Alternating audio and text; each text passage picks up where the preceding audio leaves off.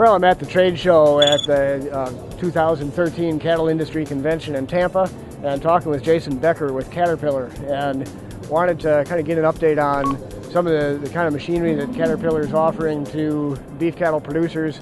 And we're standing in front of this loader. Maybe we'll start with that. This looks like a machine that would probably have a lot of applications in the feed yard, and I wonder if you just give us a kind of a quick summary of some of the key points that you'd tell to a cattle feeder who was looking at this machine. This machine here, built right in Clayton, North Carolina, our worldwide source for all of our machines of this size, which a lot of our cattlemen use, are based out of North Carolina. This machine here is a Tier 4 machine, which basically, to cut through a lot of the details of Tier 4, basically it's better for the environment, it puts less emissions into the atmosphere, and it's a lot more fuel efficient. So this machine here, we can save 20, 30, 40% over what the last generation of machine is by this clean technology that we're using. It sounds like it was designed to be easy to operate, and also a lot of efficiency in terms of just the way the bucket works in reducing waste of any of the feed commodities that somebody might use this to load into their trucks. Well, you know, with the drought, guys are having to feed a lot more than they did before in a lot of cases. This machine here comes in real handy for that. With the way we designed the linkage on the front of the machine, also the way we designed the bucket, we make sure that we reduce any spillage of that material.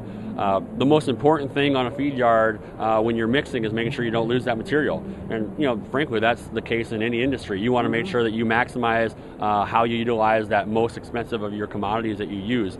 This machine here, with the visibility from the cab, the ease of operation inside, but also the way it's designed, helps us to do that. Ultimately, what you've got is the cab inside. There's a lot of really technical things that you can use inside the cab to help you be more productive with dump height settings, etc. So what ends up happening is inside the cab, we can be a more productive operator if we're comfortable and if we've got the machine set up to where it's going to do the best job that we can for us.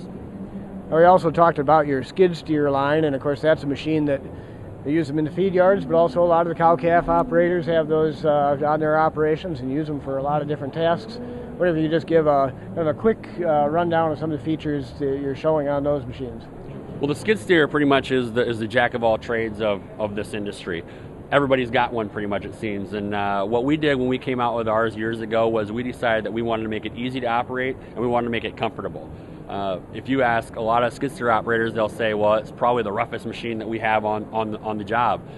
What we've tried to do is minimize that. We put things in there like air seats and air ride seats and suspension seats, and we put in air conditioning and enclosed cabs. Now, a lot of our cattle producers and a lot of our farmers and ranchers, they don't think they need those things. So lots of times they don't actually take those, but we do offer those.